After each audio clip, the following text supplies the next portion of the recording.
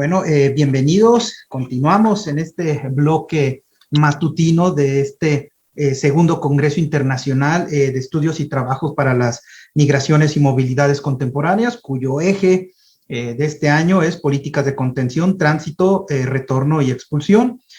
Damos inicio con la mesa 7, permanencias, tránsitos y COVID-19, y damos inicio con la ponencia que lleva por título Niñez migrante en tránsito en épocas de pandemia, lo que sabemos de estas realidades en el Estado de México, a cargo de Patricia Román Reyes y María Viridiana Sosa Márquez del Instituto de Ciencias Agropecuarias y Rurales de la Universidad Autónoma del Estado de México. Les repito, tenemos la dinámica, tenemos 20 minutos,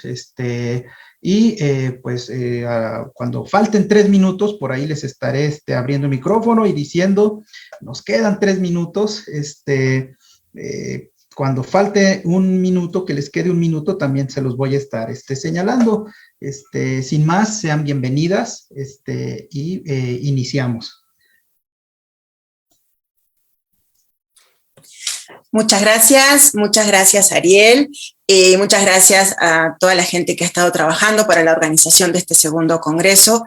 Es un gusto poder participar y bueno, queremos de inicio extender un reconocimiento para lo que significa organizar este tipo de actividades en este tipo de coyunturas, la segunda ya que organizan así.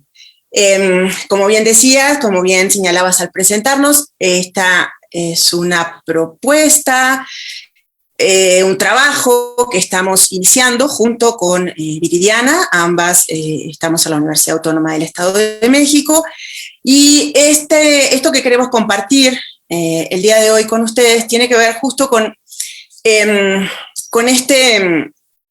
un proyecto de investigación. Lo que vamos a compartir son algunas de las ideas que están organizando y que están orientando este proyecto de investigación que estamos iniciando y que se vincula, como estamos señalándolo, con la niñez migrante en tránsito en épocas de pandemia.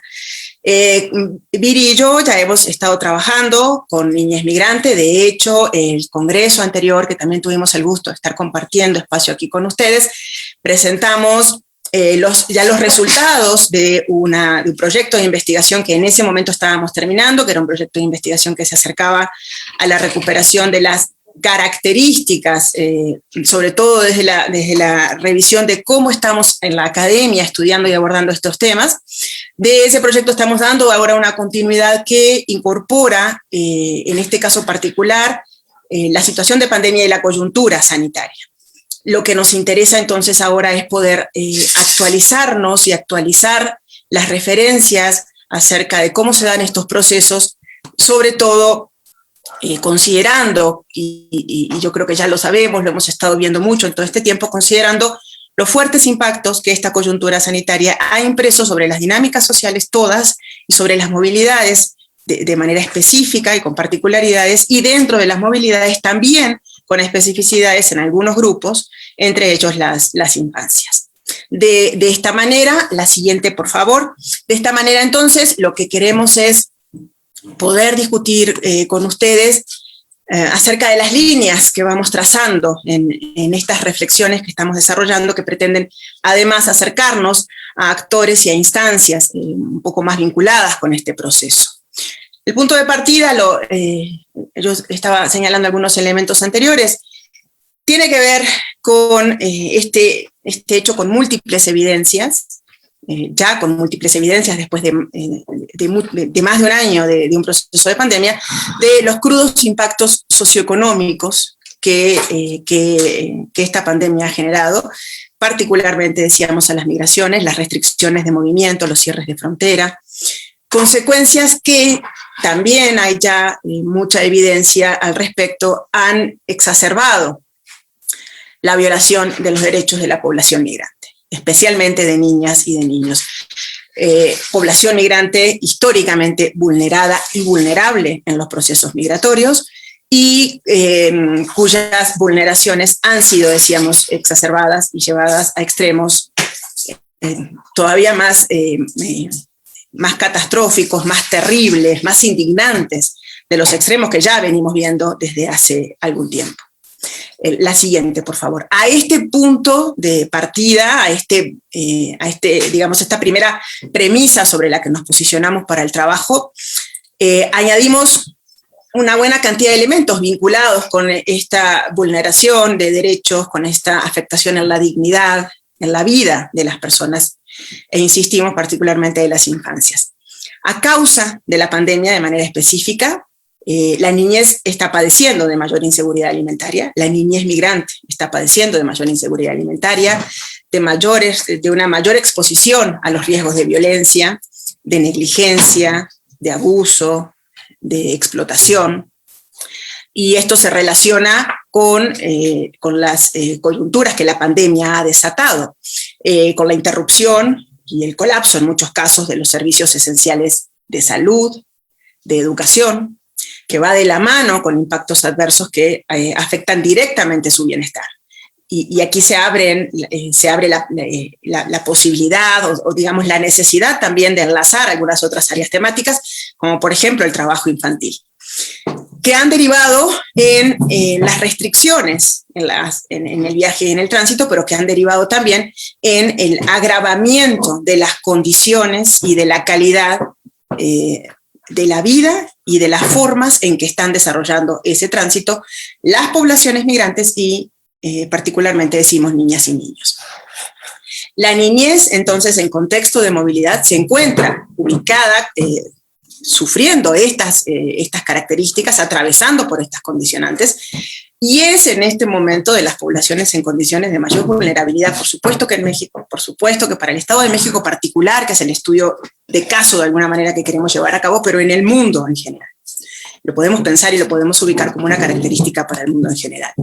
Así, desde varias referencias, desde la ONU, desde UNICEF, desde la Organización Internacional de las Migraciones, desde la Organización Internacional del Trabajo, se ha señalado, se ha denunciado, se ha exigido, en cierto sentido, a los estados visibilizar, visualizar y actuar sobre los impactos socioeconómicos que la COVID-19 ha tenido sobre los niños, que se pueden agrupar en varias dimensiones, pero que quizás sean las de mayor emergencia, las que están vinculadas con la propia supervivencia de la vida, con la pobreza, con la salud, con el aprendizaje y con la seguridad a su vez.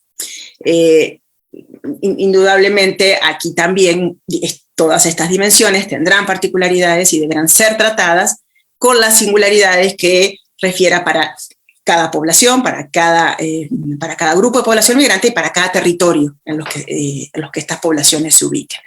Si pasan la siguiente, por favor.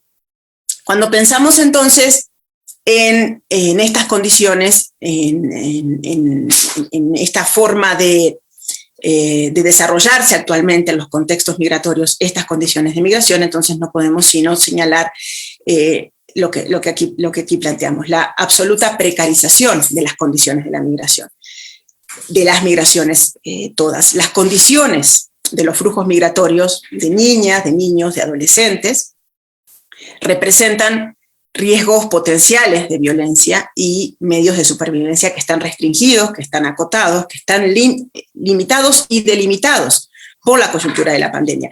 Estas condiciones no han hecho más que sobredimensionarse por los elementos un poco que ya estábamos señalando, la falta de acceso a recibir salud, el hacinamiento en los albergues improvisados y en las propias condiciones de los albergues, la violencia institucional que está presente, que ha estado presente y que ha acompañado los procesos de movilidad y de niños y de niñas también, y tenemos una gran cantidad de referentes en los últimos años, pero que se han intensificado en la actualidad.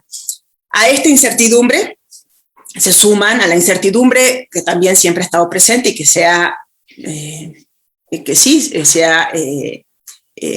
ha aumentado significativamente. Se suman los riesgos que conocemos en el proceso, en el camino y en el proceso de nuevo asentamiento. Quizá un elemento sobre el que estamos también poniendo especial atención en esta propuesta, en este nuevo proceso que estamos trabajando ahora, mucho más centradas en la pandemia, tiene que ver con el rol del Estado con el papel de las autoridades y de las autoridades locales en particular, por eso nos interesa mucho avanzar hacia la realidad del Estado de México, porque ahí también partimos de, bueno, más que de un supuesto, de una constatación, pero digamos que partimos de una postura en la que señalamos que los años de no atender la migración exclusivamente, o de hacerlo más bien exclusivamente desde políticas migratorias de seguridad nacional, ¿sí? Porque llevamos ya muchos años de procesos de políticas vinculadas fundamentalmente con la seguridad nacional. Entonces consideramos que estos años de políticas migratorias que se vinculan con la seguridad nacional han incidido directamente en la falta de derechos que también desde hace algún tiempo hemos presenciado las poblaciones migrantes y que hoy se dejan ver en toda su, digamos, en toda su dimensión más grave, más crítica, más lacerante, ¿sí? A la falta de derechos en todos los sentidos y en todos los planos que podemos reconocer desde hace mucho tiempo, ahora se suma la pandemia. Todas han sido dimensiones que no han hecho sino converger para generar esta crisis cada vez más profunda, donde quizá lo que entendemos es que la primera puerta a abrir tiene que ver con la recuperación de espacios dignos, pensando en los albergues como espacios dignos, pero también en la recuperación, y ya se planteaba ayer, y Elisa Ortega ya planteaba muchos de estos elementos vinculados con el asilo, el derecho al debido proceso, los trámites administrativos que también golpean y de manera particularmente fuerte a niños y niñas migrantes. La siguiente, por favor. Así entonces, lo que tenemos es que a esta cada vez más intensa pérdida de dignidad del proceso migratorio, cada vez más intensa afectación a los derechos de niñas y de niños que migran, no podemos sino reconocer este empeoramiento de las condiciones de vida. De manera paralela a este empeoramiento de las condiciones de vida, hay también ya se ha discutido y se ha señalado información errónea sobre la propagación de COVID-19 que no ha hecho más que exacerbar la xenofobia, la discriminación, el racismo que enfrentan niñas, niños y sus familias en este proceso. Y en aras de, digamos, de evitar de alguna manera esta propagación, ¿sí? Los estados de destino y de tránsito han aumentado las deportaciones express y silenciosas de niños y de niñas migrantes, como decíamos antes, violando, limitando, imposibilitando los derechos de solicitar asilo y del debido proceso. En este sentido, entonces estamos asistiendo también a un periodo de estancamiento en los procesos administrativos que deberían en todo caso proteger las condiciones de tránsito de niños y de niñas, pero que además deberían en esa protección asegurar el resguardo de esos derechos. Aquí entran en discusión muchos elementos de carácter jurídico-legal que tienen que ver sobre todo, y ahora un par de diapositivas más adelante lo veremos, que tienen que ver sobre todo con el derecho superior de la infancia.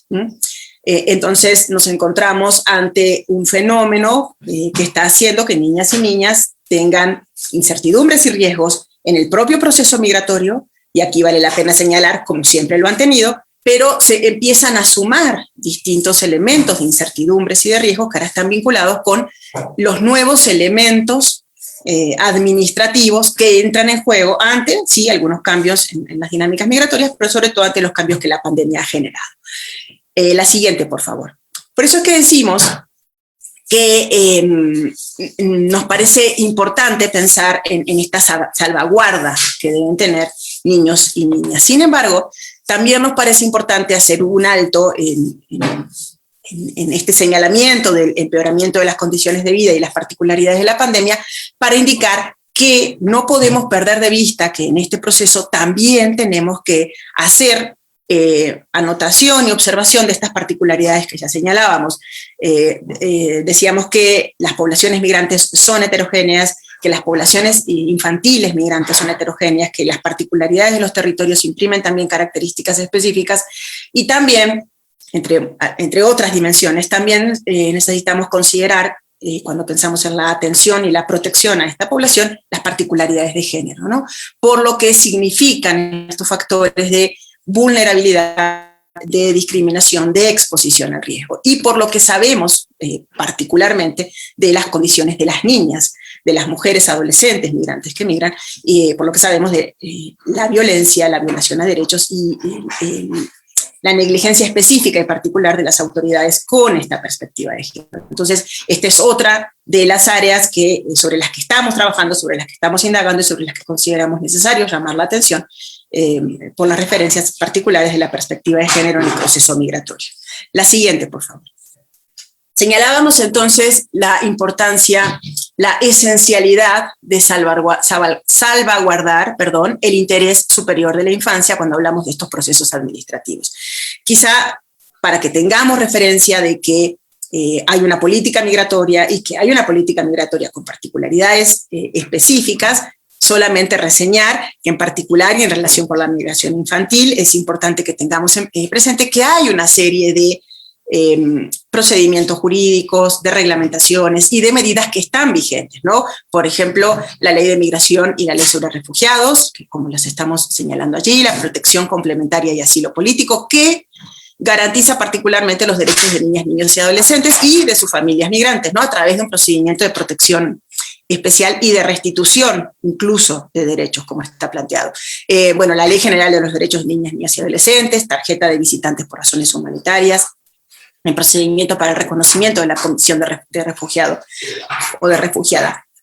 Reconocemos y sí entendemos la presencia de estos instrumentos y de estos mecanismos, sin embargo, a pesar de las reformas que se han realizado y del reconocimiento de esta esencialidad de salvaguardar el interés superior de la infancia, México está muy lejos de poder atender en la práctica estos pronunciamientos.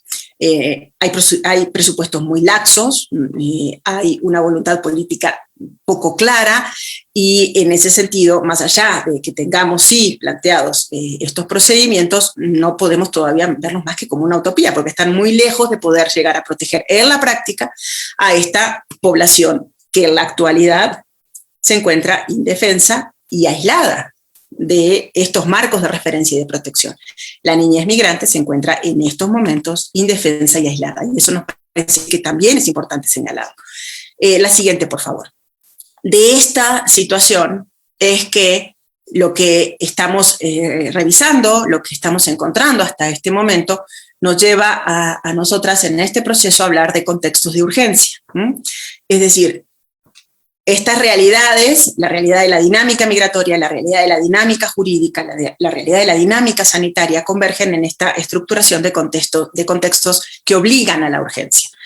Porque no hay respuestas del Estado mexicano, porque hay una insuficiencia en la capacidad del Estado. Es decir, cuando hablamos de urgencia estamos pensando sobre todo en urgencia de políticas que actúen realmente, de medidas que contengan y que cuiden y protejan esos derechos, que tengan estas perspectivas que estamos señalando de derecho y de género, que además sean interseccionales a las propias perspectivas internas de los procesos migratorios. Y para eso necesitamos miradas mucho más amplias, múltiples y diversas de estos procesos y de estas poblaciones, que vinculen también la perspectiva del Estado, la perspectiva de la sociedad civil, la perspectiva de las personas migrantes, de la academia, y a eso apuntamos de alguna manera, o por este camino es por el que queremos avanzar en esta propuesta y en este proyecto que estamos iniciando, ¿no?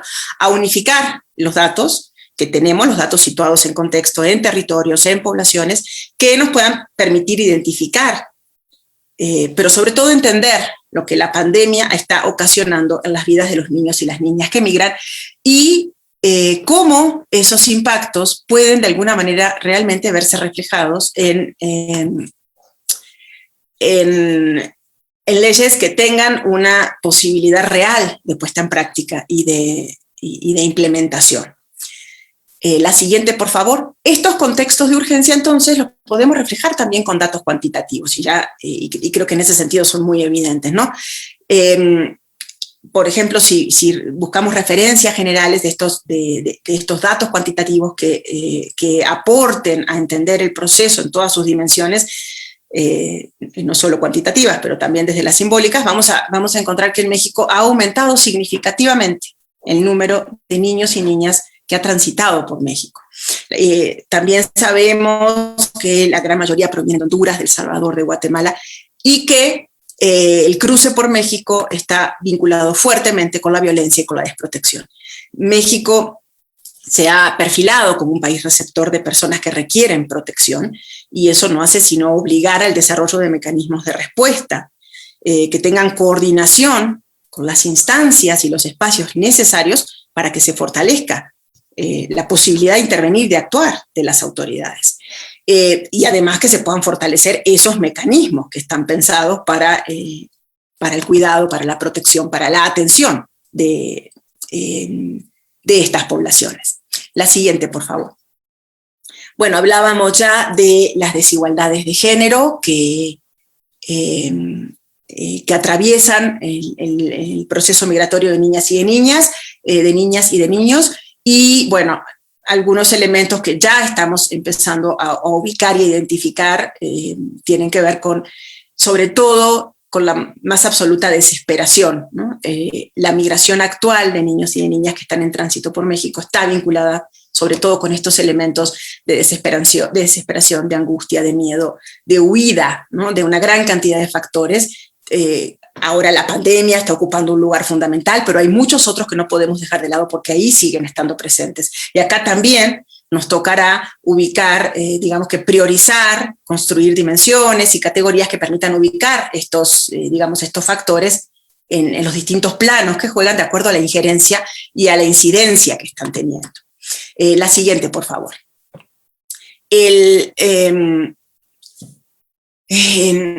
Un elemento que también es central en este proceso y que juega un papel bien importante también cuando hablamos de la migración infantil, tiene que ver, y ya señalábamos este interés de recuperar distintos espacios, tiene que ver con el papel que están jugando los albergues, que para el caso de México son importantes, tienen un peso significativo, sobre todo porque las cifras, nuevamente para buscar un poco ese orden contextual de las referencias, las cifras indican que hay una gran proporción de niñas y niños migrantes que viven en albergues, que están vinculados a los albergues. Y ahí hay que profundizar en la discusión, pero sabemos que es un punto de entrada importante que podamos revisar el funcionamiento de estos albergues, cómo están ubicados, qué características tienen, cómo están funcionando, qué pasa con la reglamentación y cómo desde los albergues se puede o no coadyuvar en este proceso del respeto de derechos que sobre el que estamos discutiendo, de salvaguarda de la vida que estamos discutiendo, porque ahí creo que necesitamos profundizar un poco más en el papel que están desempeñando y en la viabilidad, a la posibilidad de que ese papel sea un papel realmente vinculado con la protección de derechos que buscamos. Ya para ir terminando, la siguiente, por favor, señalar que hay, digamos, un grupo de factores, al menos que estamos ahora identificando como relevantes en la migración de niños y de niñas, sobre el que tenemos que profundizar y sobre el que tendremos que trabajar, pero digamos que en principio podríamos plantear algunos. Por ejemplo, el aumento de la devolución de los menores, de las y de los menores hacia sus países de origen, y cómo este aumento de la devolución ha incidido en las categorías de violencia y además cómo estas devoluciones están también realizándose en muchos casos al margen de estos mecanismos de derecho que tenemos que revisar, es decir, destituciones que han sido completadas sin pruebas de detección del virus, sin información suficiente acerca de si las personas migrantes necesitaban o no la protección necesaria por la persecución o el desplazamiento al que puedan estar huyendo, la aplicación arbitraria en muchos casos o digamos, la ubicación arbitraria de algunos de estos mecanismos, como el asilo y el refugio, por ejemplo. Lo que señalábamos antes, ¿no?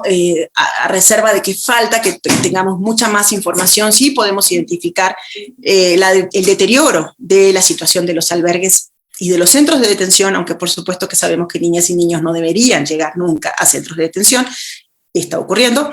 Y esto tiene que ver con, bueno, por supuesto, escasez y limitación de todos los recursos y disminución de todos los servicios que se pueden brindar al interior de los albergues, lo que ha endurecido notablemente las condiciones de vida a su interior e intensificado la exposición a la vulnerabilidad que tienen niños y niñas, ¿verdad?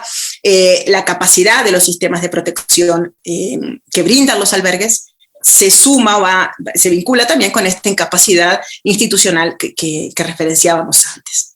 Y ese es otro elemento que es necesario no solo ubicar e identificar, que por supuesto, pero que también ver, y entonces cómo acompañamos los procesos, estos mecanismos legales para trabajar en este sentido.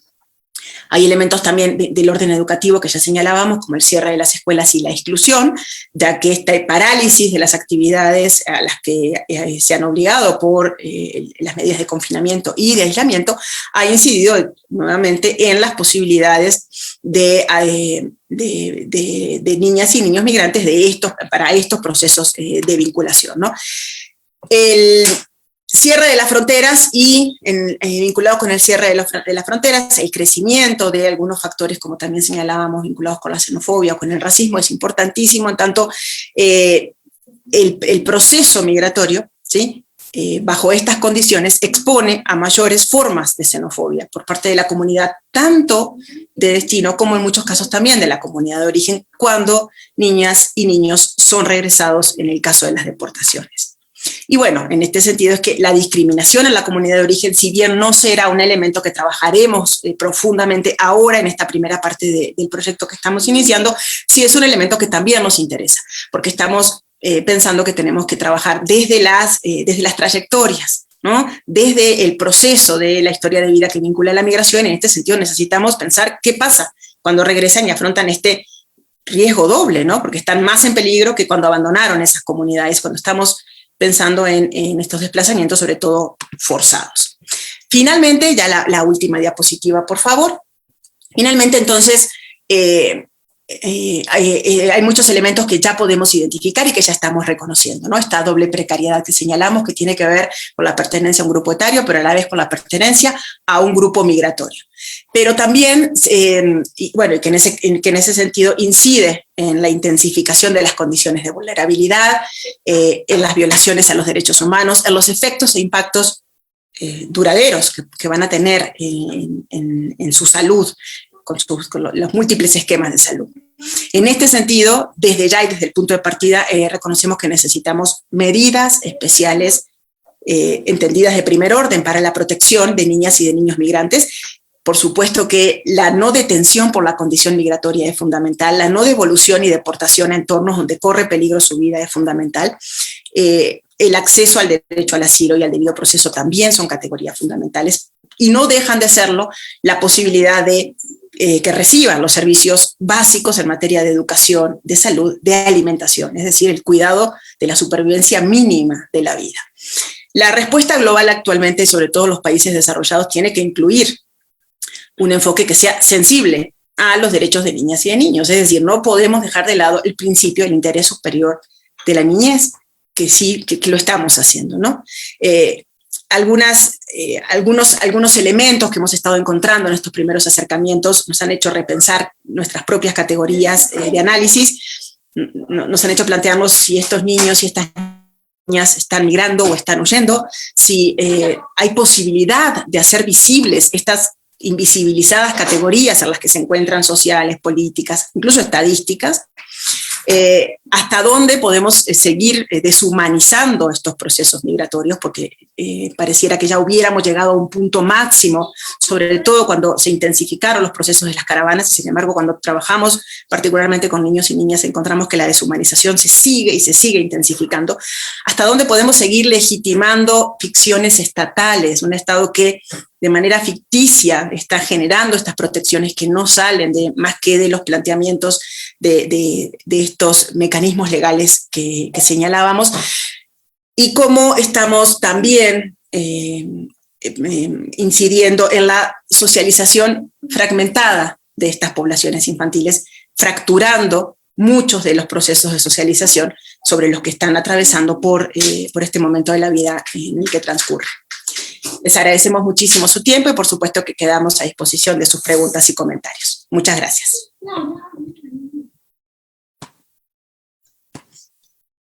Muchas gracias, muchas gracias por su presentación. Ahorita vamos a tener otra intervención y después al final retomamos una sesión de preguntas. Entonces, pues ahora pasamos a la presentación de Virginia Betancourt. Ella está estudiando el doctorado aquí en el Colegio de Michoacán, en el Centro de Estudios Rurales, que nos va a presentar su ponencia, Transitoriedad en Espera, dos hondureños en la zona metropolitana de Guadalajara. Entonces, Virginia, nada más porque eres del... No, no es cierto. Puedes tomar 25 minutos, caso que guste, si no, pues puedes ceñirte a los 20 minutos que tenemos, entonces, pues, todo tuyo, adelante.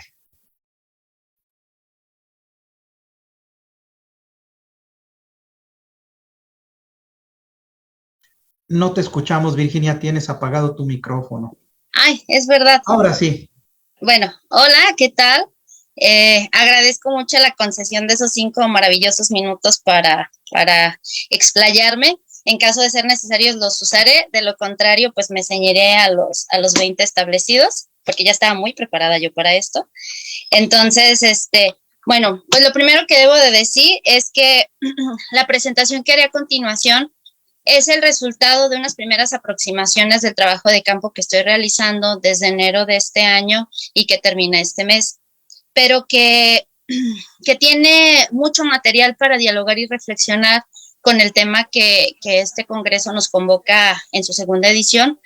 Y para mí fue muy importante, pues entonces, integrarme a las mesas de discusión, sobre todo porque, pues como sabemos, el tema migratorio es un tema tan dinámico que nos está exigiendo todo el tiempo, no solo como querer alcanzarle el paso, sino también, pues saltar, ¿no? Ciertas categorías, ciertas interpretaciones y reflexiones, porque si no nos quedamos un poco estancados, ¿no? Y pues esto se trata de movimiento finalmente. Entonces, por eso es que en el marco del segundo congreso me atrevía a presentar algunas reflexiones de lo encontrado en el trabajo de campo que he denominado Transitoriedad en Espera, dos hondureños en la zona metropolitana, que guarda pues mucha relación con el tránsito, con las medidas de contención, que es algo pues que se ha tratado por acá, ¿no? Bueno, le puedes dar a la siguiente, ya quería yo cambiarla aquí, por favor. Bueno, los antecedentes que yo tengo para presentarles y poner en contexto mi investigación es pues que desde antes de 2001, pero particularmente a partir de ese año, pues se refuerza el paradigma de seguridad nacional en Estados Unidos, y esto se viene directamente a nuestro país. Y pues también acá se adopta esa medida, ¿no? Lejos del enfoque de los derechos humanos de la población en movilidad, pues tenemos una serie de mecanismos que se amalgaman pues para proteger a la nación, y que permite y difunden el discurso, pues como los migrantes de tipo irregular, es decir, estos que no acreditan una estancia regular en nuestro país a través de trámites administrativos en ciertas instituciones, pues entonces son vistos como criminales, son vistos como personas pues que pueden atentar a la seguridad de nuestro país, ¿no? Y por eso hay que tomar medidas para evitar ese tipo de situaciones. A su vez, en 2015, pues tenemos estas propuestas internacionales que se dan y se consolidan como los objetivos del desarrollo sostenible en la Agenda 2030, que son vectores que se adoptan a nivel internacional pues para decidir qué vamos a hacer con la migración, ¿no? Particularmente. Entonces, de ahí pues encontramos esta nomenclatura de migración ordenada, regulada, administrada, ¿no? Parece incluso hasta un mantra.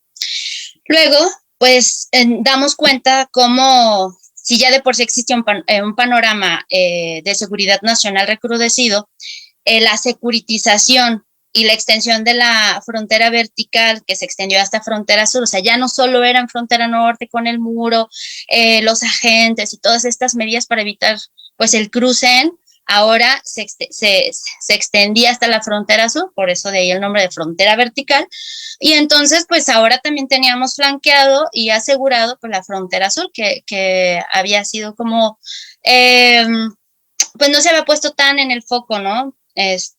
pero en esta ocasión pues ya teníamos evidencia de esta extrapolarización de la frontera.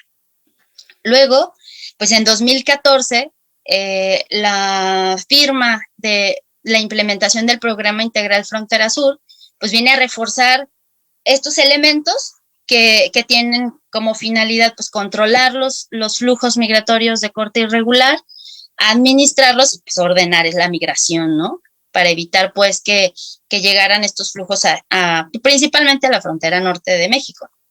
Luego, pues damos cuenta de que hay una diversificación en los flujos, ¿no? Para 2010, 2013, 14, pues este flujo irregular se asumía que estaba directamente relacionado con la migración de centroamericanos, particularmente del antes llamado Triángulo Norte, que ahora conocemos como países del norte centroamericano, y a partir de 2016, 2017, pues empiezan a aparecer nuevos rostros en movimiento que corresponden a haitianos, a cubanos, a sudamericanos y notoriamente a migrantes extracontinentales de países africanos, ¿no?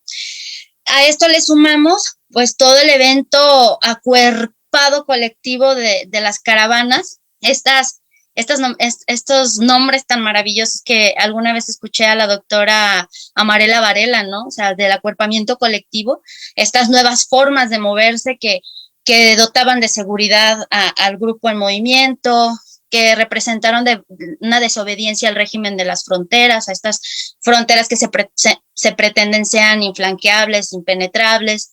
Era un mover de vidas colectivo pues muy interesante, ¿no? Y de ahí tenemos varios trabajos que nos pueden dar más cuenta de esta situación. Sin embargo, como parte de los antecedentes, para mí es importante señalarlo porque entonces esta idea del tránsito, de un flujo que generalmente se transportaba en el tren de carga y que atravesaba toda la geografía del país para llegar a la frontera, pues empieza a tomar dimensiones y una mirada heterogénea que nos obliga a mirar con mucho detenimiento pues esta variedad en el escenario, ¿no? Luego, pues entre 2016 y 2017, con la llegada de estas caravanas, las decisiones que se toman en nuestro país para recibirlas y luego afrontarlas y luego frenarlas, pues la figura del asilo aparece como un elemento sustancial, ¿no? Ya se ha visto jurídicamente como la condición de que se otorga como refugiado, como solicitante de refugio, como acreedor de protección complementaria, la extensión de carta de apatridia, ¿no? Entonces, esto también viene a ser muy importante en el escenario. Y por último, pues, en este ir y venir de movimientos, de los flujos, pues hay una notoria representatividad de población hondureña que está migrando, que está en contexto de movilidad, y esto vinculado pues a la integración de esta movilidad que es más reciente, que tiene otros orígenes, ¿no? A diferencia, por ejemplo, de la guatemalteca y de la salvadoreña, pues que se establece desde sus conflictos armados y políticos. Entonces, con este antecedente, la siguiente, perdón. Yo les quiero decir más bien reiterar, que este trabajo pues es una propuesta que está en ciernes, que se está construyendo, que apenas está armándose, y que esto que, como ya antes les mencioné, pues es parte de los resultados del trabajo de campo que estoy realizando actualmente acá en zona metropolitana de Guadalajara desde el mes de enero. Y bueno, como no se puede pasar por alto, ustedes saben que, bueno, todos sabemos, más bien todos nos hemos visto afectados por esta época pandémica, que particularmente en temas de investigación, pues nos frenó a muchos, particularmente en un lugar como acá, que hemos tenido varios semáforos rojos y una época convulsa con respecto al quedarnos en casa, ¿no? Entonces, el trabajo en albergues que se había planteado, el trabajo en los espacios en donde los migrantes llegan a recibir apoyo, a solucionar algunas de sus necesidades, pues se vio truncado. Y entonces, pues la manera resolverlo fue a través de la aproximación directa por bola de nieve. Un caso me ha ido llevando a otro y hasta el momento tengo un número de ocho migrantes con los que he hablado, me han compartido, ¿no? Pero en este caso, pues solo hablaré de dos de nacionalidad hondureña y ahora explicaré por qué, ¿no? Y bueno, he realizado entrevistas tanto semiestructuradas como a profundidad. A la siguiente, por favor. Bueno, esta es una toma de Ocotlán, una ciudad muy cerca acá, pero pues no es más que la representación de este cruce de vías, de vida, de destinos móviles, de incertidumbre, de abandonos. Esta imagen puede tener muchas interpretaciones, ¿no? Y la puse ahí porque justamente pues la transitoriedad, que es un concepto que populariza en 2012 el doctor Arriola, se adapta mucho a esta idea del movimiento de ir de un lugar a otro atravesando varias fronteras, tanto físicas como simbólicas, y que para el caso que voy a exponer, pues también implica asentamiento, ¿no? Bueno, los dos hondureños a los que yo me refiero y que viven ya desde hace 4 y 5 años en la ciudad de Guadalajara, llevan por nombre Centaurus y Phoenix. Otra de las cosas que había saltado mencionarles es que con el ánimo de salvaguardar su identidad, he seleccionado de la lista de los 88 constelaciones estelares, pues los nombres de estos chicos, ¿no? Y bueno, entonces tenemos a Centaurus y a Phoenix. En el caso de Centaurus, es un chico con una historia de migración que data desde cuando él tenía 11 años. Lo que en términos académicos, pues no se referiría a que que su proceso de migración se enmarca desde la mirada de atención de las niñas, niños no acompañados. Apenas terminó la primaria y un día se fue de casa, ¿no? Mientras que Phoenix, que en su lugar natal le apodan la bruja, él vivió hasta los casi 17 años en su lugar de origen, ¿no? Entonces, hablamos de que migraron en dos momentos de su vida muy diferentes, uno siendo un menor y el otro pues un joven, ¿no? Estuvo a punto de tener 18. Centaurus tiene terminada su primaria, es el mayor de 4 hijos en una familia donde todos son varones y en donde la construcción familiar da para incluir medios hermanos, la crianza por abuela, tías y abuelos. Es un chico moreno, de chinos grifos, estos muy apretaditos del número 1 y ojos oscuros. Es un chico que ustedes al verlo se van a dar cuenta de que porta varios tatuajes. De ellos, los más notorios es un búho que sobresale en su cuello en el lado izquierdo, un reloj con rosas en su antebrazo y un atrapasueños en su pecho. Él salió en 2010.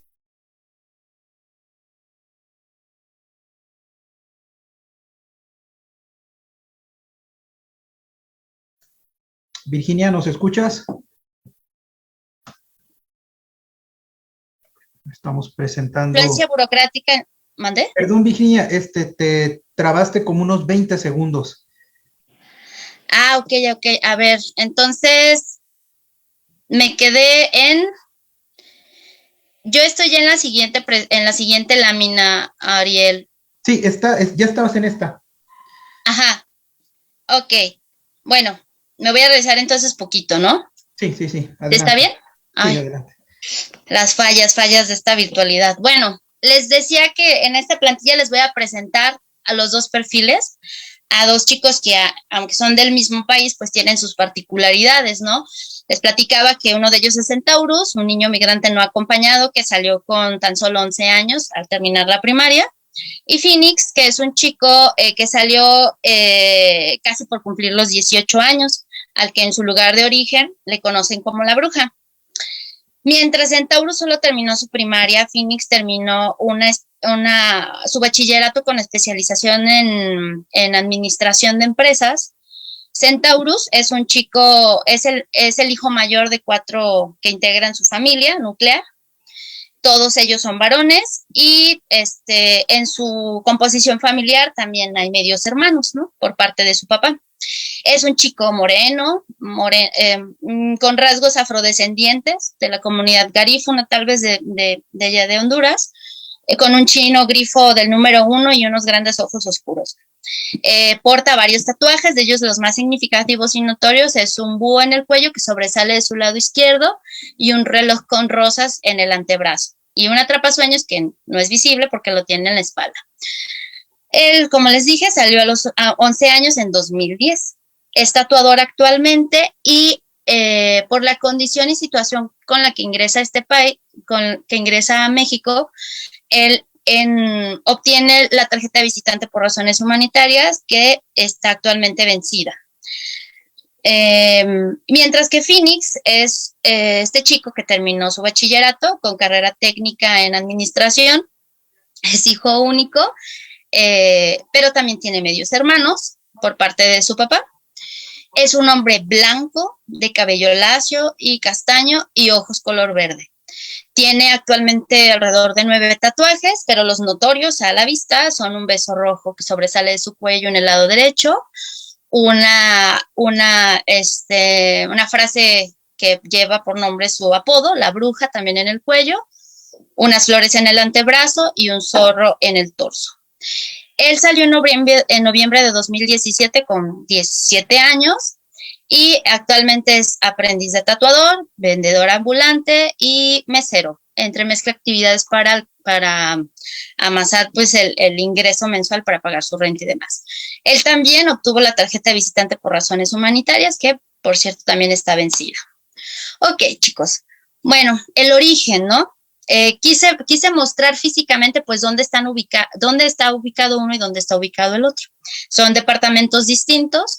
Una de las cosas que debemos de tomar en cuenta es que ambos se crían en familias desintegradas, en donde las madres son mujeres muy jóvenes, casi podríamos hablar de madres adolescentes, y que la crianza en gran medida de estos dos chicos, tanto de Centaurus como de Phoenix, estuvo a cargo de las abuelas maternas, ¿no? La mamá para ellos es la abuela y los papás el abuelo. Después, con los años y conforme fueron creciendo, pues fue asignada a las tías. La causa de salida. Mientras que para Centaurus, el chico que salió en 2010 con 11 años, su salida está basada en la idea, por favor es la siguiente, Ariel, se me olvidó. Su causa de salida fue la búsqueda del sueño americano en Estados Unidos. Para Phoenix corresponde un desplazamiento forzado por amenazas de la Mara, de una pandilla, ¿no? Al ser el de la 18, pues la banda contraria lo amenazó de muerte. El mensaje fue claro: asesinaron a su mejor amigo, y dejaron el mensaje en un puente. Entonces, tras ese mensaje, parece ser que no hubo otra opción más que irse de ahí, y es como llega a México, ¿no? Mientras uno llega con 11 años, otro llega con casi 18. La siguiente, por favor. Ahora sí, el tránsito por México, ¿no? Mientras para uno la frontera de México con Estados Unidos era ese destino, ¿no? Ese lugar al cual llegas, ¿no? En búsqueda del sueño americano, pues para otro fue cruzar y llegar a México, ¿no? Indistintamente, sin tener un plan, ni red, ni un lugar de llegada, nada, ¿no? También para el otro, pero el otro al menos sabía que quería llegar a Estados Unidos. Fue un viaje precario. Ambos, tanto en 2017 como en 2011, utilizaron el tren de carga. Y bueno, de ahí se desprende una serie de riesgos, de violencias, pues que se dan al atravesar el país, ¿no?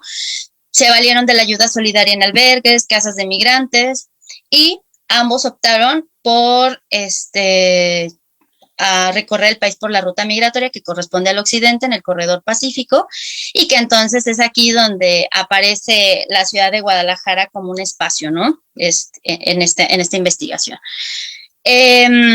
Para Phoenix, el chico, para la bruja o Phoenix, pues él no sabía dónde iba a llegar, ¿no? Simplemente llegó aquí y en una casa de migrante que lo atendieron, se dio la posibilidad de que lo acompañaran en el trámite y por eso se queda. O sea, no hubo un plan muy elaborado con respecto a por qué quedarse o por qué elegir la zona metropolitana o el occidente del país. Mientras que para Centaurus, el quedarse, y así como lo dice en la plantilla, pues fue un accidente en el tren lo que lo detuvo y por el cual después de él no se ha movido de occidente. Él cae del tren en 2016 y pierde su pierna izquierda. Entonces, aquí llegamos a lo que yo estoy presentando como uno de los conceptos principales en este ejercicio, que es la transitoriedad en espera, ¿no? Es esta estadía que correspondería a un establecimiento y o un asentamiento, que no es lo mismo, porque el establecimiento se refiere a llegar a un lugar, a tener los modos de vida, al encontrar un trabajo, a tener un techo donde vivir, ¿no? Y el asentamiento, desde los procesos que he venido analizando, pues correspondería más a las redes que se establecen, a los amigos, a las relaciones, al formar parte de lugar donde se viven, en la relación con el de la tienda, con el del agua, con los vecinos, ¿no? Es algo todavía más subjetivo y que está en construcción, ¿no? Pero que estas estadías, que estos asentamientos, yo los separaría en establecimiento y en el asentamiento. Entonces, grosso modo, esta transitoriedad en espera corresponde pues a estas estadías indeterminadas, inesperadas e inciertas, en las que personas en movilidad continúan diseñando su viaje a distintos destinos móviles y en donde se sigue anhelando el destino proyectado en el origen, ¿no? Que es el caso de Centaurus. Centaurus, a pesar de su accidente y lo que conlleva, él sigue deseando y pensando y armando el plan acá de un día poder alcanzar su anhelado norte, que ahora ya no está depositado en Estados Unidos, sino en Canadá. Y ahora a continuación explicaré por qué, ¿no? Entonces, en esta transitoriedad en espera hay varios asentamientos que están vinculados con el cambio de vivienda, nuevos arrendamientos, uniones libres, vivir con los amigos, separarse de ellos, y también asentamientos que se dan fuera de la ciudad, aunque después regresan, ¿no? Como es el caso de estos dos chicos, que en el caso de Centaurus ha estado viviendo en Puerto Vallarta 3 o 4 meses, luego regresó, luego en León. En el caso de Phoenix, estuvo entre Guadalajara, Tlajomulco y Celaya. La que sigue, Ariel, por favor. La que sigue, por favor. Bueno, en este cuadro les presento lo que tiene que ver con las estadías, ¿no? Para demostrar cómo estos asentamientos indeterminados integran procesos al interior de otros asentamientos, ¿no? Y grosso modo lo voy a presentar porque ahora sí ya parece ser que sí me voy a tomar mis otros 5 minutos. Entonces, solo para mostrarles, toda vez que llegaron a la ciudad, su primer casa, el primer nido, el primer hogar, pues fue el albergue, ¿no? Que tiene espacios para apoyo a refugiados, el albergue de FM4. Toda vez que se vence el plazo de asistencia, que oscilaba entre los 4 y 6 meses de permanencia en el albergue, pues han tenido que salir, ¿no? La primera vez fuera del albergue es una independencia ya con trámite de documentación o incluso ya portándola para ese momento. Y luego viene pues este primer establecimiento fuera del albergue, ¿no? En donde estos chicos se establecieron en zona céntrica de Guadalajara, por una temporalidad que osciló entre los 4 y 6 meses. Y algo que se me pasó a decirles, que la primera estadía en el albergue también lo relaciona directamente con el primer empleo en la ciudad, que es derivado de un ejercicio de inclusión que el albergue gestiona y que pareciera incluso un rito de iniciación, porque la mayoría de los chicos que están en proceso de trámite de condición de refugiado y solicitante y protección complementaria, se integran en las empresas que dan servicio de limpieza, afanadores, en el tren ligero, línea 1, línea 2, ahora línea 3 y la base central. Entonces tenemos ahí una mancuerna entre el primer asentamiento y el primer empleo, ¿no? Que son empleos formales que los dotan de ciertos derechos, seguridad social, pero que en el caso de Centaurus, pues no pudo, no llevó este proceso porque él está viviendo un proceso de rehabilitación y adaptación a su prótesis, y en el caso de Phoenix, pues sí, pero no le gustó ese trabajo y buscó rápidamente otro, ¿no? Y entonces así, con lo revisado en estos casos, tenemos el primer asentamiento en el albergue, después el primero fuera de, y así se viene una segunda, una tercera, una cuarta estadía, y actualmente, ¿no? Las voy a brincar porque ahora el tiempo no me está haciendo mucho favor, pero actualmente uno vive emparejado, otro vive en Tlajomulco de Zúñiga, que para nosotros, digo, en la zona metropolitana es muy importante mencionarlo por su crisis de viviendas abandonadas y la relación que existe con el arrendamiento barato, pero lejano y con pocas vías de comunicación con la zona metropolitana. ¿Le puedes dar a la que sigue, Ariel, por favor? Y así, bueno, en lo que les acabo de explicar en términos conceptuales, podríamos hablar de un ejercicio de biolegitimidad en el caso de Centaurus, que es el chico amputado. Según Facín, la biolegitimidad es un reconocimiento de legitimidad que otorga la sociedad anfitriona a los cuerpos sufrientes. Es como una dotación de humanismo, ¿no? A cuentagotas. Y entonces, la pregunta y la reflexión aquí cabría en medida de que toda vez que se otorga este reconocimiento de legitimidad con la tarjeta de visitante por razones humanitarias, que tiene una caducidad de 1 año, el Estado mismo se vuelve un gestor de irregularidad institucional, porque tampoco se otorgan en la norma formas de resolver y de renovar estas condiciones, o de obtener otra, toda vez que se tiene particularmente ese formato, ¿no? El de tarjeta de visitante por razones humanitarias. Y entonces, con un documento migratorio vencido, como es el caso de estos 2 chicos, pues se vive en un empantamiento y no pueden solicitar cuentas bancarias, tramitar tarjetas de ahorro, solicitar crédito, préstamos, ¿no? Todo este ejercicio financiero, y tampoco trabajos formales, ¿no? Y esto me lleva directamente con la idea del fetichismo de los papeles, ¿no?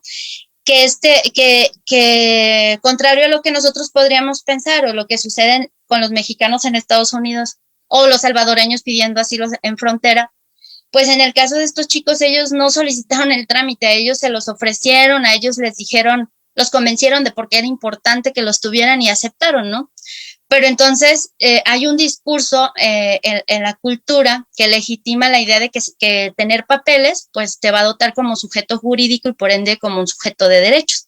Pero en la práctica, ya en otro momento con más tiempo y espacio, pues les podría yo poner muchos ejemplos de cómo no es así, ¿no? Sino que pues se fetichiza, ¿no? El papel como tal. Y entonces esto nos lleva a pensar en la biopolítica positiva, que es una idea que trabaja el doctor Yerko Castro con respecto a experiencias que son muy relacionadas a la agencia, ¿no? En donde los chicos están escapando de la muerte y la violencia para alcanzar otras formas de vida. Y es así, pues, que Centaurus, como no puede emplearse en el mercado formal, pues tatúa, ¿no? Por ejemplo. Y bueno, ya me voy a parar aquí porque ya me pasé, pero las reflexiones de manera general es dar cuenta de cómo en esta transitoriedad, en esta aparente inmovilidad, hay demasiada movilidad de los chicos. Cambian de ciudades Sí, perdón, la que sigue, perdón, Ariel, se me olvidó, es que estoy viendo yo mi computadora. Hay una coexistencia entre la movilidad y la inmovilidad, están moviéndose a otros municipios, a ciudades cercanas, van y vuelven, en una aparente inmovilidad, ¿no? Porque están aquí asentados. Luego, pues la figura migratoria vencida como genera irregularidad institucional, invisibiliza y pues también dota de potenciar la vulnerabilidad para estos chicos. También, lo que ya les mencioné, que al haber documentos vencidos, pues hay accesos limitados a cuentas bancarias, empleos formales, arrendamiento y derechos. Generalmente ellos, los arrendamientos y los empleos los consolidan a través de la red de amigos y conocidos, y en el caso, por ejemplo, de Phoenix, él lo que hace es que con el discurso de ser un hombre extranjero que no tiene papeles, vende mazapanes en la ciudad y me dijo, yo en una salida de 2 o 3 horas me hago 500 pesos diciéndole a la gente, pues es que mire, yo no le robo, pero vendo mazapanes porque no tengo papeles, porque no me los quieren dar, pero pues prefiero vender esto, ¿no? Entonces, son estas formas de ir resolviendo, ¿no? Y con respecto al asentamiento, pues vimos cómo hay varios asentamientos previos y cómo hay destinos móviles que están siempre cambiando. Los papeles, cómo definen y limitan la vida, el fetiche de los papeles y cómo la vida cotidiana pues está remitida a los traslados de transporte, el trabajo, la vivienda y las preocupaciones por el futuro. Bueno, aquí. Muchísimas gracias. Gracias, Virginia. Ahora, estas 2 ponencias que nos presentó, había una tercera, pero no se presentó. Bueno, damos paso a una serie de respuestas.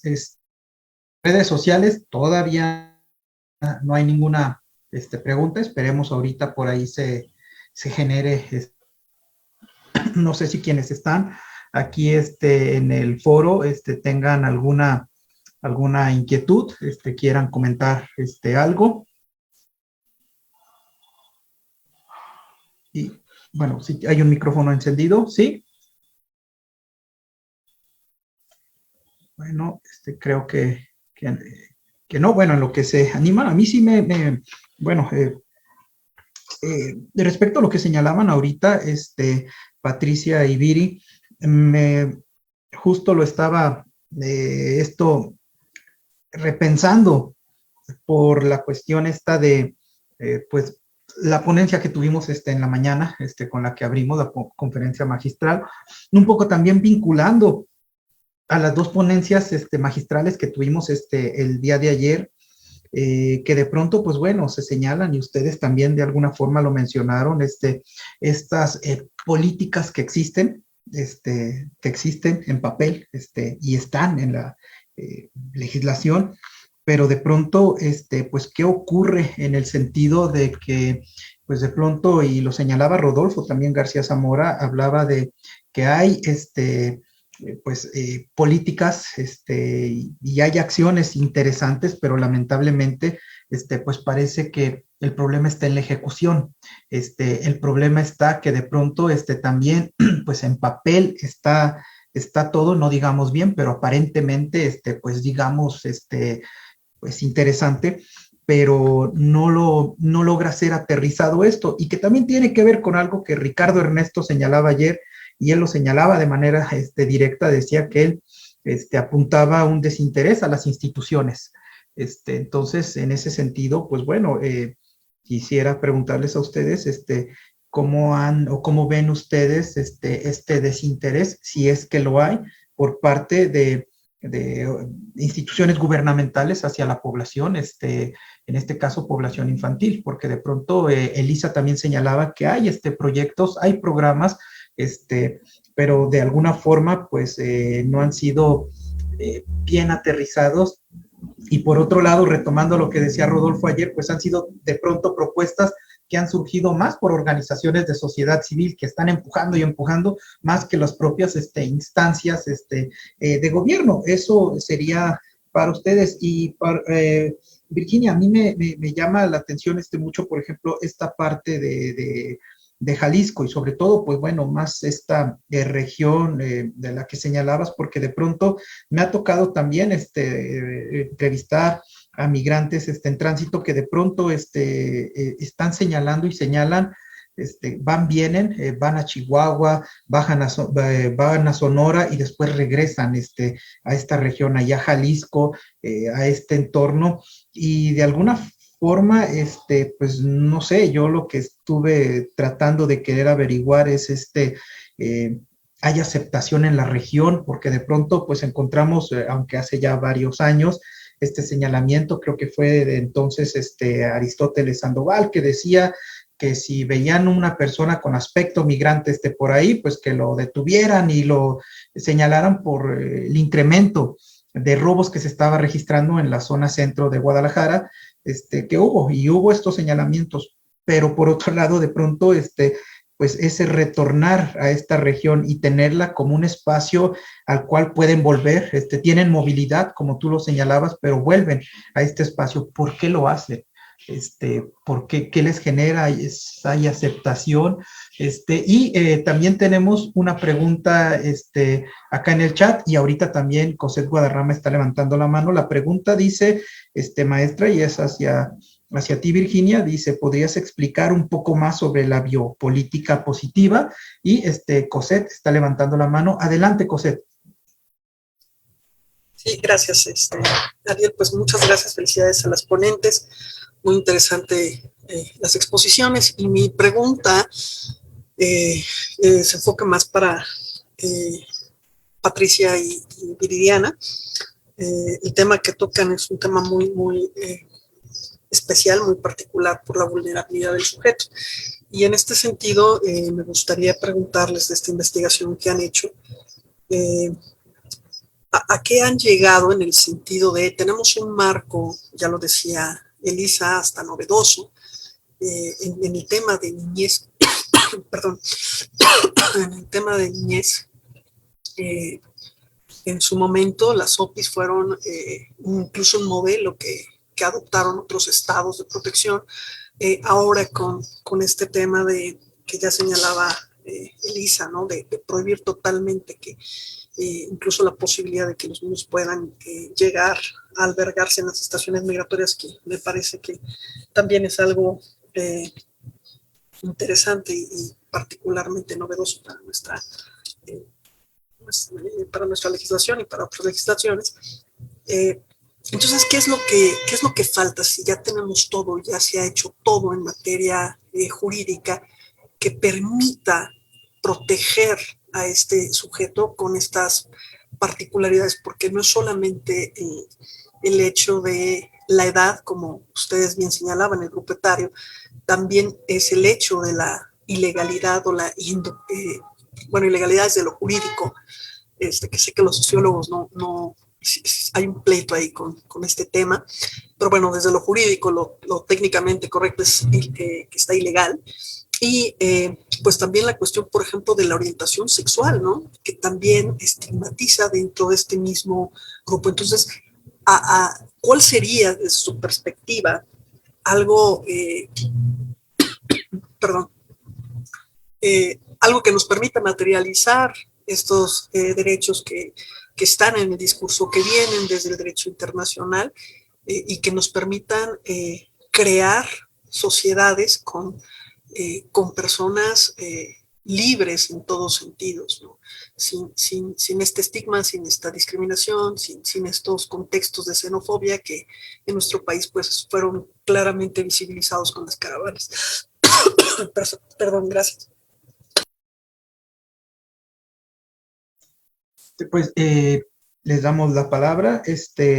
Podemos iniciar en el mismo orden que estuvieron, Viri, Patricia, y después Virginia. Adelante. Sí, muchas gracias por los comentarios y las preguntas. Definitivamente el tema de la niñez migrante es un tema pues particularmente difícil, ¿no? Por todas las situaciones que se viven y por pues el hecho de que a pesar de que existe toda esta normatividad que debe de apoyarlos, asistirlos, pues lo que vemos, y eso ya pues nos lo mostró también Elisa en su ponencia hace rato, pues lo que se ve es que la realidad dista mucho de pues lograr en realidad este apoyo y este respeto a los derechos humanos. Entonces, yo creo que para poder lograr como este vínculo o esta coordinación entre lo que sería la normatividad y lo que se aprecia en la realidad, pues necesitaríamos pues una mayor sensibilización, por un lado, de las personas que están directamente asignadas a esta protección, a la aplicación de la normatividad, así como mayor capacitación, o sea, así como decía Elisa, es que es bien difícil poder conocer en realidad toda la normatividad de apoyo y cómo aplicarla, pues entonces requeriría, por un lado, esta capacitación, que conozcan las personas que están encargadas de esto, cuáles son las leyes y qué es lo que deben de hacer, cuáles son los procedimientos, pero también requiere una sensibilización porque está presente esto que decíamos antes, ¿no? Hay una deshumanización del proceso de detención, de esta cuestión de detención administrativa, de que si los deportan, que si los protegen. Entonces, creo que estos dos elementos serían como algo básico para poder lograr de alguna manera este apoyo, retorno asistido que realmente fuera efectivo, eficiente y que no sea y se quede solamente, digamos, a nivel papel, ¿no? Eso sería por mi parte. No sé si, Pati, tú quieras agregar algo. Sí, muchas gracias. Y muchas gracias también por las preguntas y por los comentarios. En esto del qué falta, bueno, además de lo que está diciendo Viri, yo creo que ya señalábamos un poco en la presentación, que haya presupuestos reales y presupuestos sólidos, ¿no? Porque sin eso no hay forma de poder poner en práctica ningún mecanismo legal, por más bonitos que estos mecanismos legales sean, por más bien diseñados que estén. Y esto va de la mano también de elementos que tienen pautas culturales de alguna manera, que también van vinculados con el concepto de infancia, con el concepto de niñez, ¿no? En México, niñas y niños son sujetos de derechos desde hace relativamente poco tiempo, y eso tiene sentidos y tiene significados en función de cómo eso impacta para considerarles, ¿no? Para considerarles que hay que respetar y garantizar esos derechos. Son relativamente nuevos. Y eso no es menor como elemento cultural que incide en que los procesos y los mecanismos legalmente se establezcan, pero que no necesariamente se puedan cumplir, ni siquiera de parte del Estado.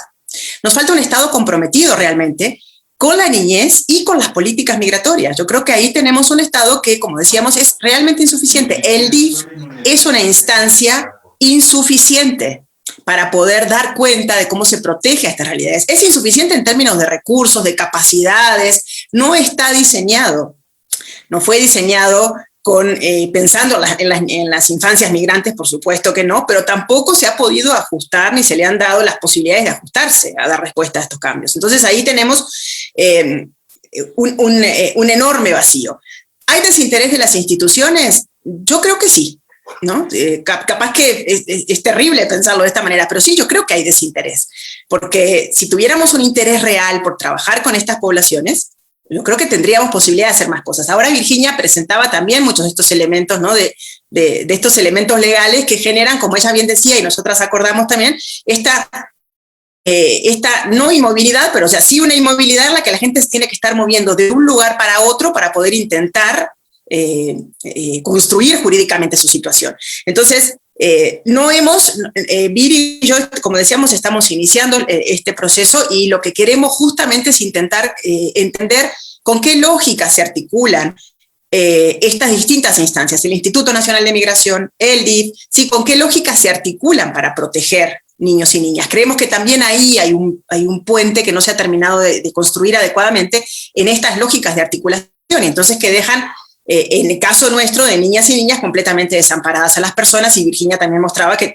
también su población queda en un absoluto desamparo, justo porque creemos que esta gran cantidad de mecanismos legales no están conversando entre sí, no se están articulando, y entonces eso también es un elemento de insuficiencia enorme para atender y para proteger en particular estas poblaciones. Muchísimas gracias. Muchas gracias, Pati. Muchas gracias, Viri. Virginia. Híjole, yo creo que sin duda hay desinterés de parte de los funcionarios públicos, porque bueno, si lo hubiera, habría otros mecanismos que aunque se estén empezando a echar a andar, pues habría como una proyección dedicada a ciertas poblaciones para atender ciertos problemas, ¿no? Entonces, en ese sentido, yo creo que el desinterés está aderezado con una notoria indiferencia, y luego lo que Parrini habla del abandono, ¿no? Del abandono en el que se sitúan estas poblaciones. Actualmente estoy participando en un laboratorio de integración que se llama INLA, que está financiado y promovido por el ACNUR. Y ahí se están discutiendo pues medidas y mecanismos para la integración de la población que se está refugiando en el país y en las diferentes modalidades que existen. Y de lo que mucho se habla y de lo que se está poniendo muchísima atención es justamente en la sensibilización. Pero hace unos días se discutía acerca de la necesidad por tener una estructura que fuera capaz de soportar las batientes con los cambios gubernamentales, con las caducidades seccionales y demás. Y entonces se volvió necesaria la idea de repensar y volver a poner el ojo sobre la profesionalización del funcionario público, ¿no? Entonces, no es la panacea, pero en esta relación que guarda la institución con los trámites, con la vida misma de estos migrantes que están buscando pues la manera de sobrevivir, como ya lo vimos ahora, o sea, no solo se trata de esta idea que para mí ya es arcaica de creer que solo migran por querer mejorar sus condiciones de vida. Muchos en muchos casos están buscando la supervivencia, o sea, el poder mantenerse con vida, ya ni siquiera mejores condiciones, sino la vida misma, ¿no? Entonces, el desinterés, la falta de empatía, pero la falta de una estructura sólida institucional. Y bueno, aunado a lo que mencionabas, Ariel, pues es evidente cómo, por lo menos acá en nuestro estado, nos pasó con Aristóteles y ahora que tenemos en el gobierno a Enrique Alfaro, si le echan una visitadita al plan de desarrollo, pues se van a poder dar cuenta que además del espacio reducido para el tema de migración, está dedicado básicamente a los migrantes, a los emigrantes mexicanos en Estados Unidos, ¿no? O sea, los proyectos, los programas y estas ideas volcadas en papel, pues están dedicados a ellos. Y con respecto al tránsito, al asilo, el refugio y demás, pues no hay mucho. Entonces, desde ahí se nota el desinterés. Pero particularmente, creo que en el día a día, en el cara a cara, hay un serio problema de desinformación, porque un guardia a ti en el Palacio Federal, en la planta baja, te diga que está cerrado el piso 4 de migración, tú puedes perder tu trámite, tú puedes perder las fechas para renovar, tú puedes tener muchas pérdidas que tienen efectos catastróficos, sobre todo en el caso de personas que tienen que estar comprobando su estancia legal en este país, ¿no?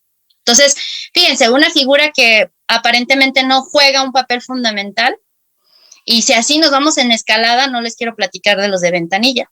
Pero así como este panorama oscuro, creo que también empieza a haber esfuerzos en lugares en donde estos eventos se están viviendo de otras maneras.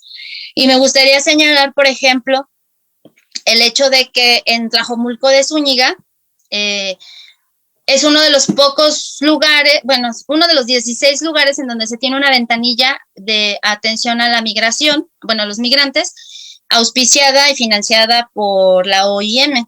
Esto a nivel nacional, ¿no? Estas 16 ventanillas. Entonces, si bien es cierto, están tratando de evitar toda la influencia asistencialista, de brindar información, atención, no intervienen más allá de la jurisdicción que tienen, pero hay un esfuerzo notorio en un municipio que, aunque forma parte de la zona metropolitana, es un municipio con contrastes bastante notorios entre lo urbano, lo rural y dinámicas muy locales, ¿no? Entonces, pues eso es lo que yo diría al respecto, ¿no? A la pregunta del desinterés. Y con respecto a quien pregunta acerca de la biopolítica positiva, debo de decir que cuando yo la tomé de los trabajos del doctor Yerko, que ahí van a poder ustedes encontrar ya de manera muy concreta, que es un concepto Foucaultiano y que él utiliza En la charla en una charla me decía, sí, es un poco como la agencia, ¿no? Es evitar los mundos de muerte, y buscarnos formas de vida, ¿no? Entonces, en ese sentido, lo adopto para hablar, por ejemplo, en el caso de Centaurus, que es un chico amputado que usa prótesis y que no puede, por ejemplo, trabajar de cargador, de guardia, por lo que implica físicamente su condición y también el desgaste de su prótesis. Entonces, hace lo que le gusta, tatúa. Y bueno, seguramente sí se cansa, ¿no? Pero está sentado y tiene menos desgaste y hay otras cosas, ¿no? De ahí pues que yo lo adopto, pero si necesita si se necesita ahondar más, tengo aquí el nombre de los artículos y yo los puedo postear por ahí. Gracias. Muchas gracias. Tenemos un comentario, pregunta más, lo voy a hacer y yo creo que aquí sí acotamos un poquito, por la cuestión de los tiempos, y esto que señalabas ahorita, Virginia, sobre la cuestión de la profesionalización de los funcionarios públicos, es algo que también, pues lo hemos, se ha señalado, pero creo que cuando vimos a Tonatiuh Guillén al frente del INAMI y en 6 meses después, ¡pac!, su salida, pues nos dimos cuenta de que realmente hay veces, por más que se quiera colocar a especialistas en estos espacios, vemos que de pronto estorban para las políticas que se quieren, seguir. Por ejemplo, tenemos, es del colega Philip, dice, comentario y pregunta. Hay una tensión encontrada hacia sujetos en situación migratoria. Por un lado, hay una deshumanización, es decir, un desinterés institucional y político, y por otro, una humanización del trato en la sociedad civil a partir de una moral ambigua que tiene que ver con un sentimiento de culpa y una voluntad de apoyo y afán de solidarizarse. Es una dialéctica. ¿Qué opinan al respecto? Si les parece apropiado el comentario, les pregunta. Entonces, pues ahora sí, si podemos acotar en un par de minutos, adelante. Sí, bueno, empiezo, si les parece. Sí, gracias. Hay una suerte de tensión, creo yo, entre esta deshumanización, que es real, porque la vemos, aquí ya se han estado exponiendo y se han estado evidenciando una gran cantidad de circunstancias que la ponen de manifiesto, sí, ciertamente, pero esa deshumanización va acompañada de que se continúan generando mecanismos para la protección. Entonces, la deshumanización es real, pero al mismo tiempo hay una política que en los papeles no deja de presentar recursos y estrategias que apunten a una protección que los hechos no llegan. Entonces, ahí hay una tensión, ¿no? Entre el discurso de la política, entre la retórica, que quiere desligarse de una política de seguridad nacional y acercarse a una política migratoria de derechos humanos, pero una real deshumanización porque esa política no se aterriza, no se concreta, no se puede llevar a cabo. Eso es como creo que lo vemos por un lado. Pero por otro lado, la sociedad civil, hay una suerte de menor deshumanización, podríamos pensar, no sé si completa humanización, pensando en este interés, por ejemplo, a los albergues, que nacen básicamente de la sociedad civil y en este apoyo. Sin embargo, es muy limitado, es de una pequeña parte de esa sociedad civil, y en realidad lo que vemos, y aquí en la ciudad de Toluca, que vemos una gran cantidad y cada vez más migrantes en tránsito, migrantes desde Centroamérica en tránsito, lo que vemos es una especie de normalización de un fenómeno de pauperización de esa migración, de precarización de esa migración. Estamos ya integrando a estas personas al entorno urbano, al entorno en que se están moviendo, sin mayor conciencia de lo que significan. Son otras más de las personas que se paran en un semáforo a pedir dinero. Entonces, no sé hasta dónde la sociedad civil se está humanizando. Yo creo que estamos naturalizando el proceso migratorio crítico que atravesamos desde hace ya mucho tiempo y que lo estamos incorporando como otros más de los procesos sociales que viven en la más absoluta de las precariedades. La humanización de la sociedad civil, en todo caso, creo que es muy pequeña, creo que está muy restringida a determinados sectores y creo también que estos sectores todavía están muy vinculados a espacios religiosos, sobre todo desde los albergues. Muchísimas gracias. Muchas gracias. Virginia. Ay, doctor, qué gusto oírlo, ¿no? En semejante encrucijada nos acaba de colocar. Bueno, yo desde acá lo que le puedo decir y aludiendo a lo que comentaba ayer el doctor el doctor Escribano, Adrián Escribano, hablaba de un humanismo disminuido, ¿no? Te doy lo que me sobra. Y que luego en el discurso está vendido como la generosidad, el humanismo y así como todo lo luminoso del ser humano. Y esto me hacía pensar mucho en una presentación de un filósofo que hablaba de lo siniestro como la base fundamental en donde se asienta la discriminación, el acto discriminativo al otro, ¿no? Eso que veo en ti, que yo soy, ¿no? Y de ahí el rechazo al mismo. Y entonces, con estas dos ideas, pues yo lo único que puedo decir es que considero que su comentario pues está muy inserto en la práctica tanto de los personajes y actores que se postulan como abanderados de la ayuda humanitaria, pero también por otro lado lo vemos con funcionarios, como todavía esas prácticas son tan discrecionales y que un trámite puede llegar a ser positivo o negativo en medida de la persona con la que se tiene enfrente, ¿no? O sea, sin necesidad de que haya un trámite y un protocolo a seguir, ¿no? Entonces, en ese sentido, a mí ahorita que escuchaba su comentario me hacía pensar mucho en un proceso crítico reflexivo que noto en un albergue que recientemente conocí acá en Guadalajara, que es de la Casa Escalabriniana, perdón, en donde tienen un proyecto que se llama Casa del Arco Iris, y en donde dice su coordinador, ¿no? Citando un poco a Bennett, dice, nos dimos cuenta que no hacía falta solo darles el pescado, sino enseñarles a pescar, porque tienen que salir, tienen que incluirse, tienen que trabajar, tienen que hacer su vida, ¿no? Entonces, lejos de esta idea del miserabilismo, la victimización, vamos formándonos, ve aprendiendo, busca tus modos, busca tus medios, aquí está el apoyo, y un día sales y los que siguen, ¿no? Entonces, creo que ese comentario da para pensar justamente en estos elementos de dónde viene la discriminación, el rechazo al otro y todas estas violencias arremetidas contra los migrantes, el humanismo disminuido, del que podríamos hablar muy seriamente acá en el occidente, cuando tenemos ejemplos en donde la gente ayudó mucho a las caravanas que estaban de paso, a los migrantes de tránsito en albergues, y que en comentarios de personas de albergues encargadas, coordinadores de albergues, encontramos tristemente experiencias en donde hubo gente que dejó de ir a dar servicio voluntario que hacía desde hace años porque se empezaron a dar cuenta que se quedaban y no, así no ayudamos, así no, solo los que están de paso porque ellos sí lo necesitan, los demás no. Entonces, pues sí, con eso yo aportaría al comentario. Gracias.